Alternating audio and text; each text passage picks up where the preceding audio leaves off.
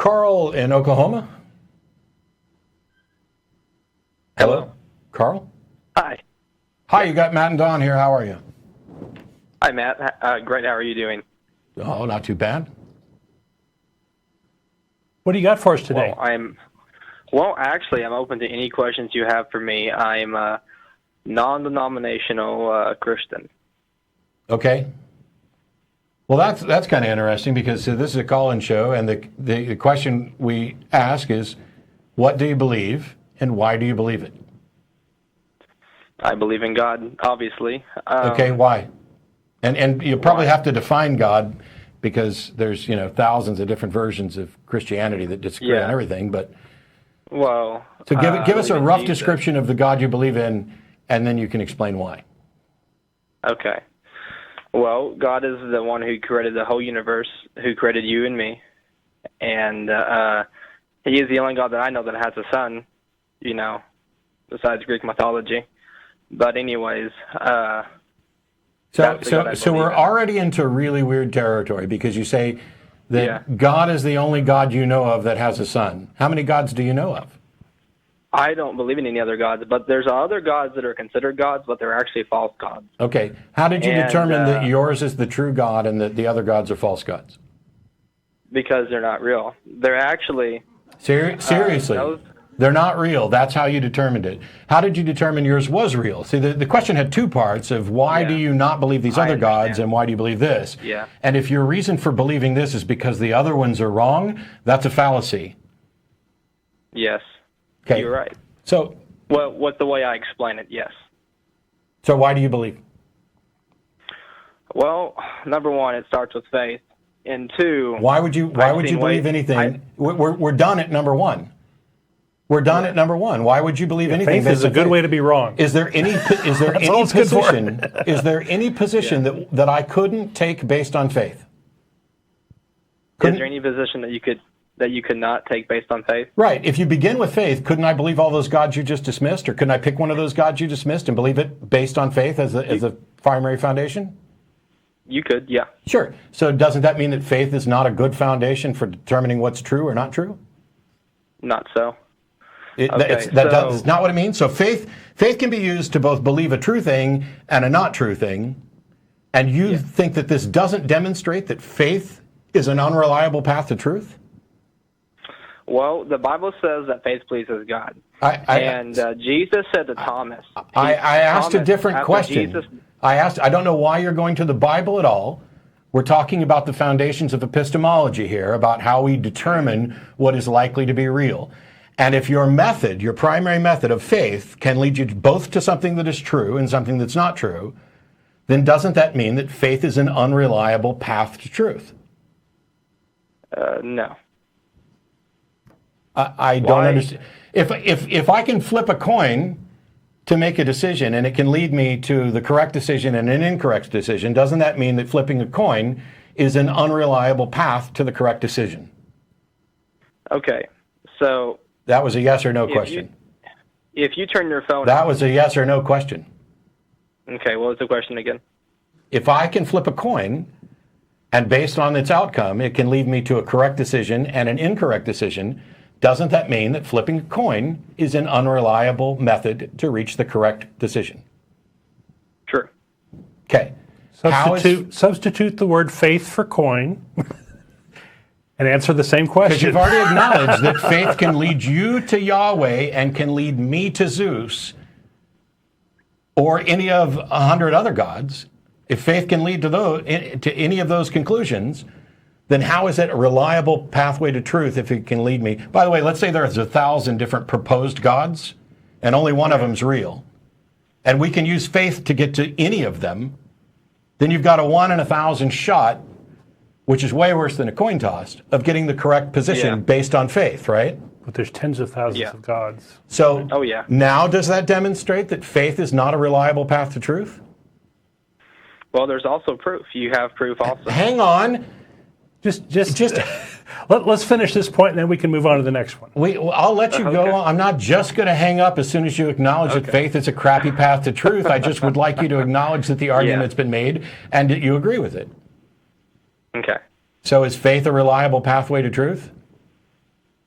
To some, no, but to others, yes. Why are we hedging here? No, we're done. I promised I would let you go on, but all right. So Okay. faith can sometimes lead you to Correct. truth, Correct. and faith Correct. can sometimes lead you to something that's not true, Yes.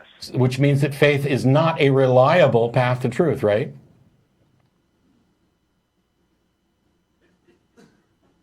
You can't just rule faith out like that, though. The fuck you can't. Okay. I'm sorry that logic. I'm let me sorry ask you that one question, I'm though. sorry that logic demolishes your position, but that's not our problem. The problem I'm having now is that when you've been exposed to a syllogism, to a logical position that shows that your foundation is flawed, instead of acknowledging it, you want to come up with an ad hoc, you can't get rid of faith that way. It's dishonest. It's incredibly dishonest to have your position demonstrably shown to not be reliable, and you acknowledge this and then want to try to rehabilitate it. Now, you're welcome to make an argument for faith is reliable, why faith is reliable in your case. But if you aren't willing to acknowledge that faith isn't reliable generally, then I don't know how we continue. Any one-sided argument sounds good if it's one-sided. I haven't got to speak yet. Oh, you're wrong. Any one-sided argument doesn't sound good. You presented a one-sided argument and we demolished it. Now you can go on to present another one-sided argument because you said we begin with faith, and faith is not a reliable pathway to truth. You presented an argument and I answered questions. There's a difference. No, I presented a response to your argument and you dodged the answer over and over until I held your feet to the fire. You wanted to go to the Bible. You wanted to go to any other thing other than answering the question about epistemology, which is completely independent of any religion. How do we reliably find a pathway to truth? Is faith a reliable path to truth?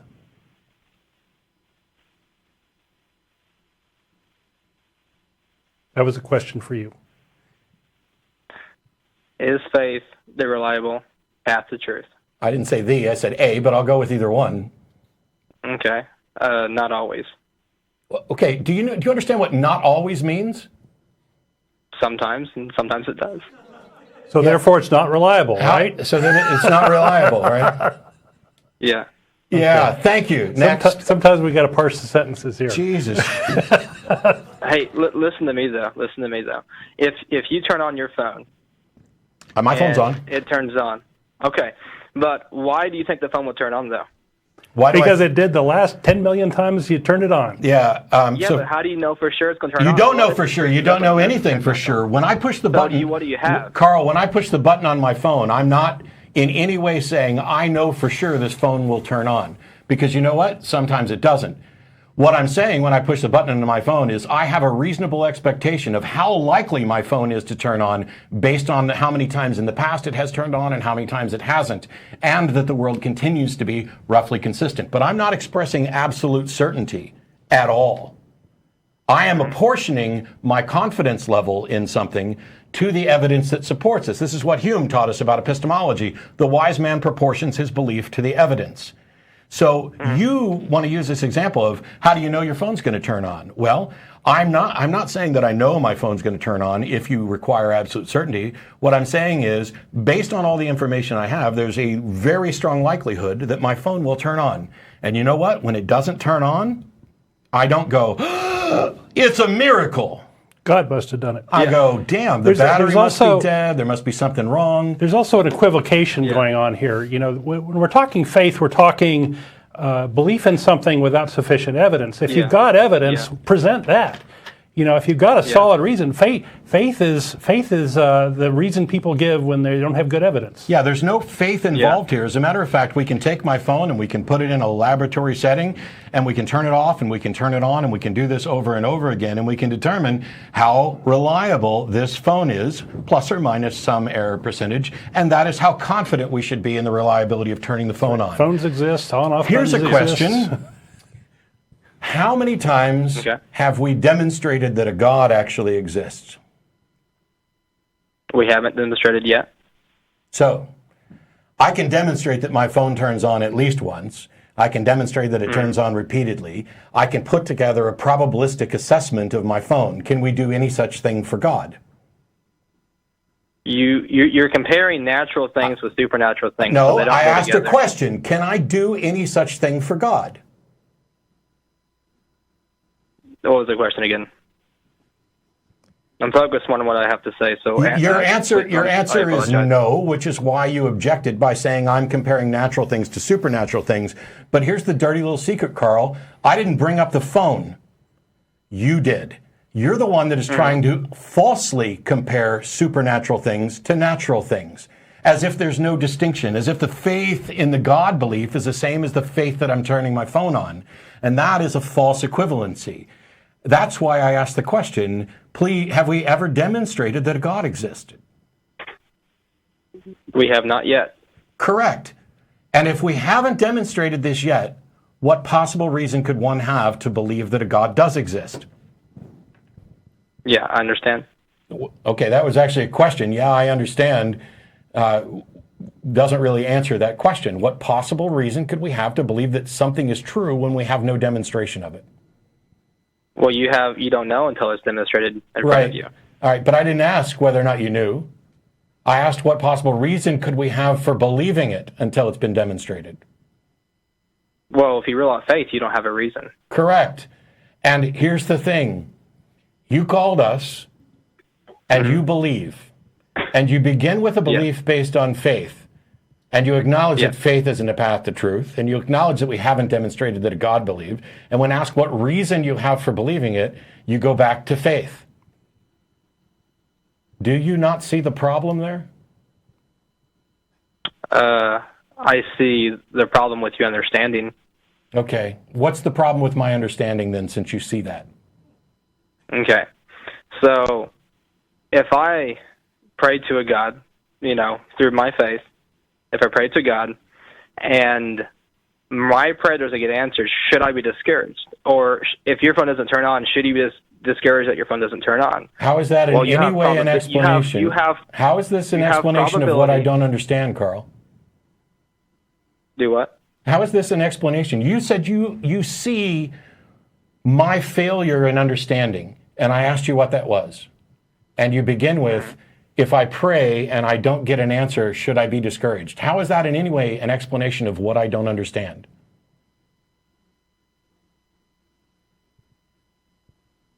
Yeah.